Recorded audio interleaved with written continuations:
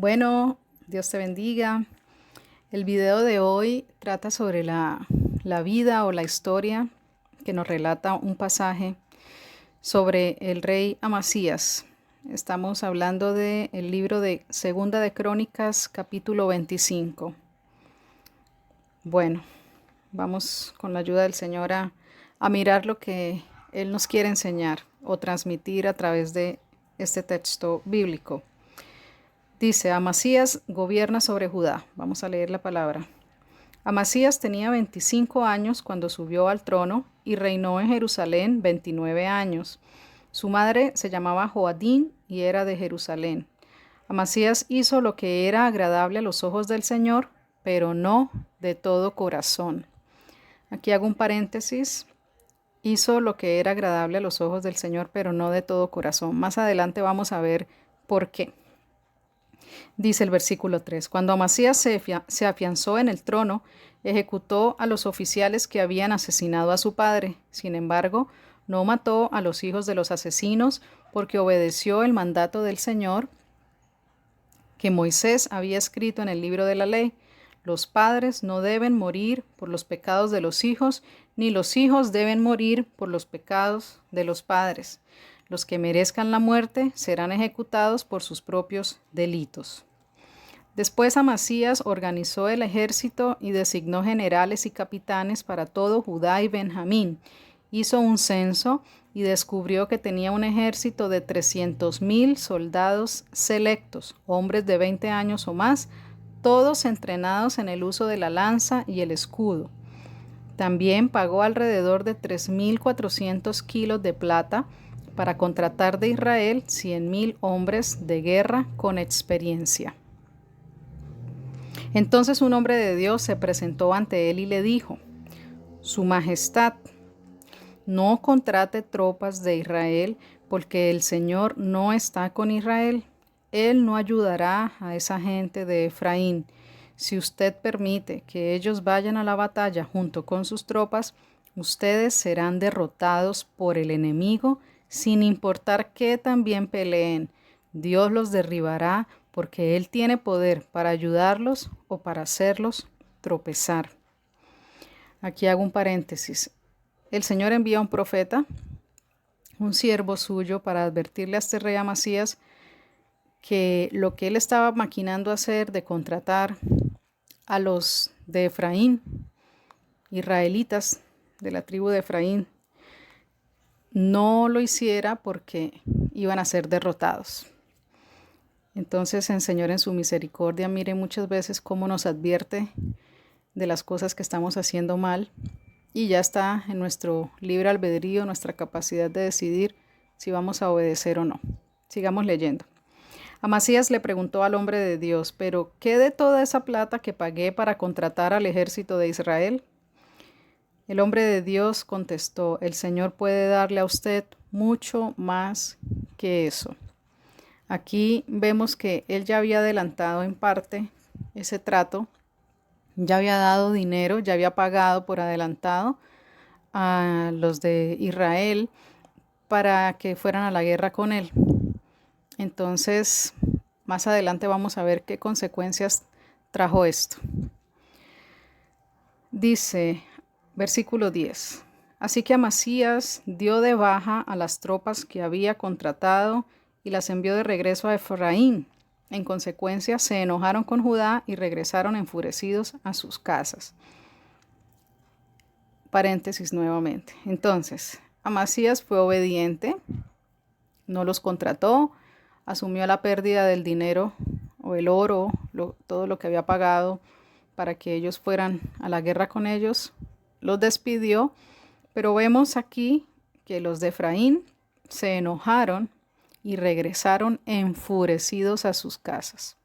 Sigamos leyendo. Luego Amasías se armó de valor y dirigió a su ejército al valle de la Sal, donde mataron a 10,000 soldados edomitas de Seir. Capturaron a otros 10,000, los llevaron hasta el borde de un precipicio y allí los despeñaron. Al caer sobre las rocas se hicieron pedazos. Mientras tanto, las tropas contratadas que Amasías había enviado de regreso hicieron incursiones en varias ciudades de Judá, entre Samaria y Bet-Jorón. Mataron a 3,000 personas y se llevaron un gran botín. Entonces, aquellos que él despidió por obediencia a la voz de Dios, que se fueron enojados, no pararon ahí. Ellos atacaron ciudades de Judá, mataron personas, 3,000 personas, y se llevaron botín, es decir, saquearon. Entonces vemos que al él haber hecho pacto sin consultar a Dios, contratando a estos ejércitos de Israel, tuvo consecuencias por más que obedeció finalmente al profeta. Es decir, las consecuencias las tuvo que sufrir por cuanto había tomado decisiones sin consultar a Dios. Esto es importante para nosotros también tomar conciencia, ¿no? Antes de dar cualquier paso, de ir a cualquier proyecto, de entrar en cualquier asunto, siempre debemos consultar a Dios y no esperar de que después de haber tomado decisiones, aun cuando la misericordia de Dios nos pueda advertir de que estamos haciendo mal, si ya hemos hecho cosas al respecto fuera de la voluntad de Dios, debemos saber que va a haber consecuencias y tendremos que vivir estas consecuencias y aprender la lección para no volverlo a hacer. Vamos en el verso 14. Cuando el rey Amasías regresó de masacrar a los edomitas, trajo consigo los ídolos que le había quitado a la gente de Seir, los puso como sus propios dioses, se inclinó ante ellos y les ofreció sacrificios. Aquí es importante que enlacemos este versículo que acabo de leer con el principio, cuando dice que hizo lo agradable a los ojos de Dios, pero su corazón no era perfecto para con Dios. Entonces vemos que el corazón de él no estaba perfectamente alineado a Dios.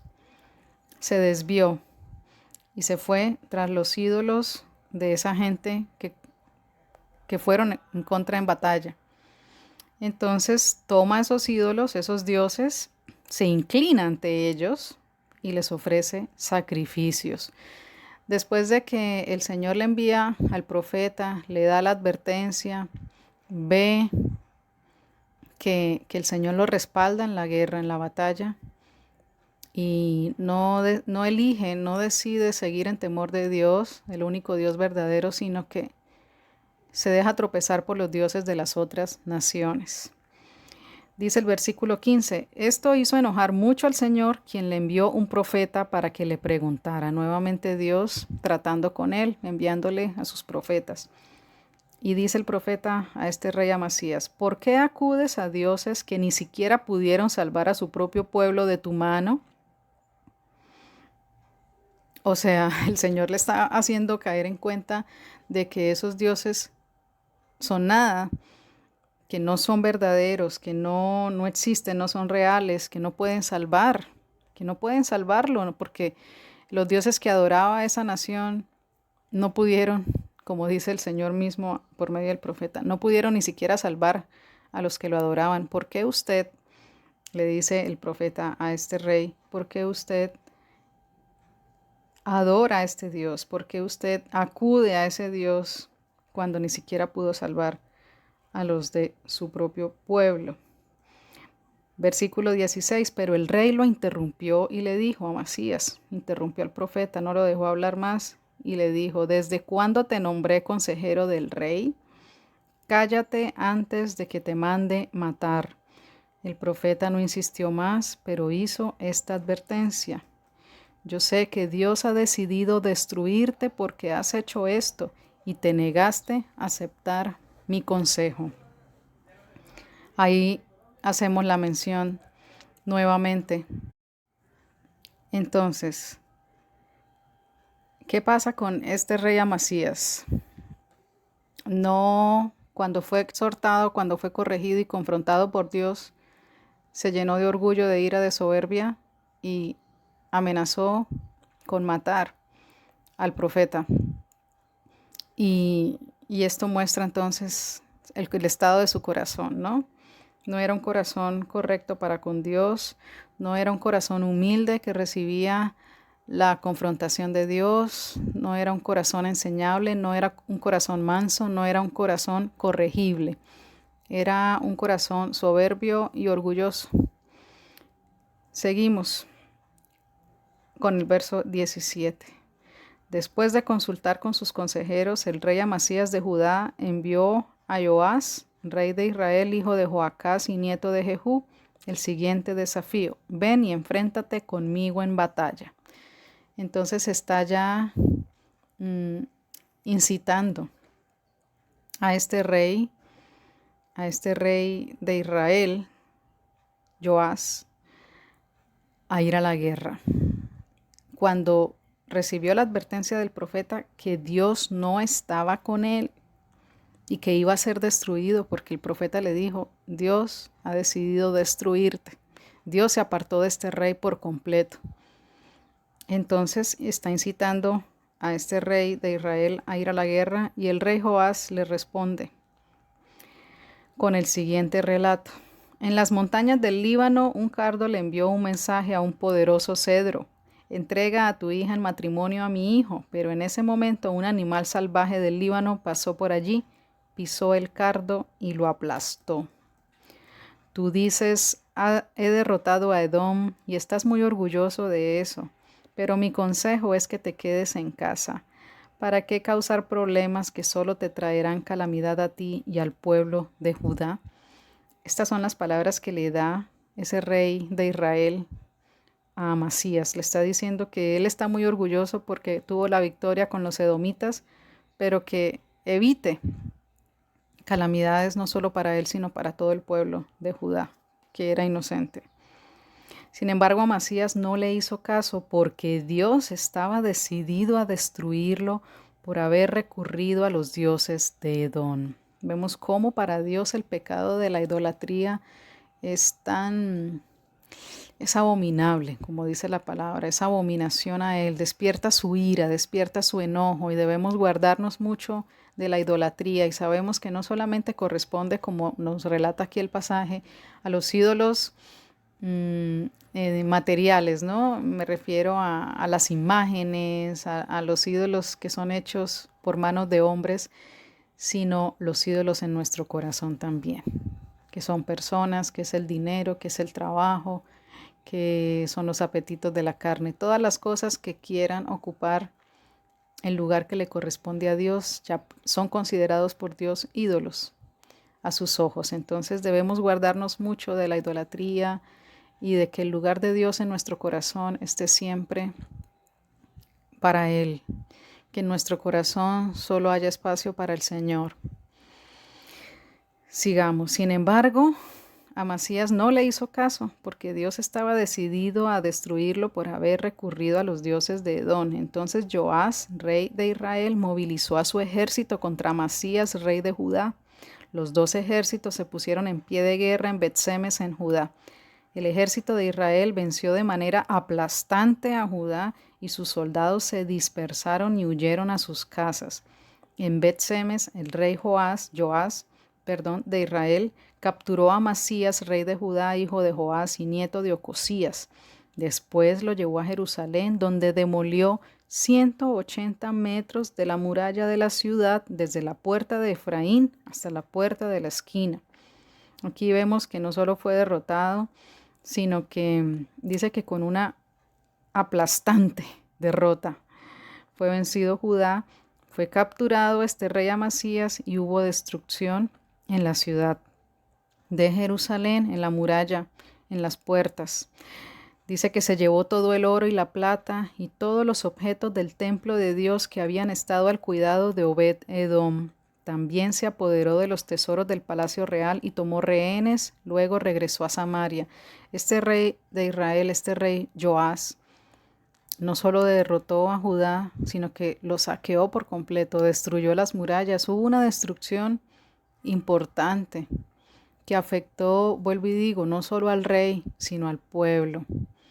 Entonces es para notar y para ver cómo todo esto trae juicio y maldición sobre un pueblo.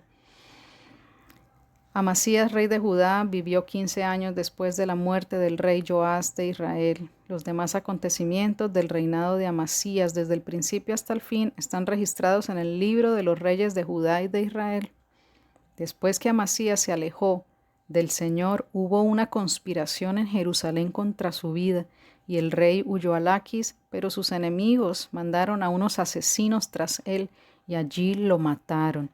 Llevaron su cuerpo sobre un caballo y lo enterraron con sus antepasados en la ciudad de David. Amén. Terminamos la lectura. Segunda de Crónicas, capítulo 25. Entonces, primero, notamos que Dios mira el corazón. Dice que esta persona hizo lo agradable a los ojos de Dios, quizás le obedeció en muchas cosas, hizo cosas que Dios le mandó a hacer, pero en otras actuó de manera contraria a la voluntad de Dios, a la palabra de Dios y a los mandatos de Dios. Entonces, lo que Dios demanda de nosotros es tener un corazón dispuesto para Él solamente, a obedecerle a Él. Segundo, la idolatría. El lugar de Dios en nuestro corazón no debe ser ocupado por ninguna otra cosa o persona. Dios es el dueño, amo y Señor de nuestro corazón, y así debe ser siempre. Tercero, el trato que Dios tuvo con este rey a causa también de su maltrato al profeta, al siervo. Lo amenazó de muerte, lo insultó, no escuchó la voz de Dios a través del profeta. Cuando rechazamos a un profeta, a una persona que Dios envía con un mensaje para corregirnos, para ayudarnos, este rey lo hizo, le dio la espalda, lo rechazó, fue grosero, aún lo amenazó de muerte. Y eso tuvo consecuencias también. Sabemos que Dios guarda a sus ungidos.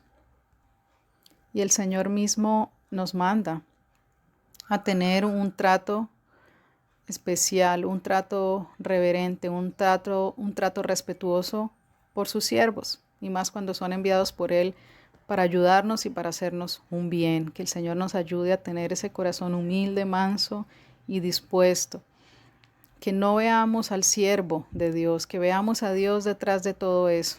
Que veamos que es Dios que realmente nos quiere corregir, nos quiere ayudar a ser mejores, que realmente tengamos humildad en nuestros corazones. El Señor nos ayude, realmente lo pido con todo nuestro corazón, que el Señor nos ayude a ser humildes, porque un corazón humilde, un corazón manso es un corazón enseñable, es un corazón que se deja enseñar por Dios, y eso es lo que Dios quiere hacer con nosotros, corregirnos, ayudarnos a ser mejores. Que apartemos de nuestro corazón todo lo malo, todo lo que no es conforme a la voluntad de Dios, toda idolatría, toda desobediencia, toda rebeldía, toda necedad, que tengamos corazones sabios y entendidos de cuál es la voluntad de Dios para nosotros, que escudriñemos la Escritura, que conozcamos la palabra, que meditemos en ella, que reflexionemos, que por medio de ella conozcamos a nuestro Dios, qué le agrada, qué no le agrada, y vivamos conforme a su palabra en todas las áreas de nuestra vida, no solamente en las cosas espirituales. Debemos aplicar la palabra de Dios en todas las áreas de nuestra vida, en nuestras relaciones familiares, en nuestras relaciones con nuestro prójimo, en el trabajo, en nuestra vida cotidiana, en todo, en el ministerio. En todo debemos vivir, hablar y practicar en obediencia la palabra de Dios, lo cual solo podemos hacer con la ayuda del Espíritu Santo, puesto que la misma palabra dice que separados de Dios nada podemos hacer.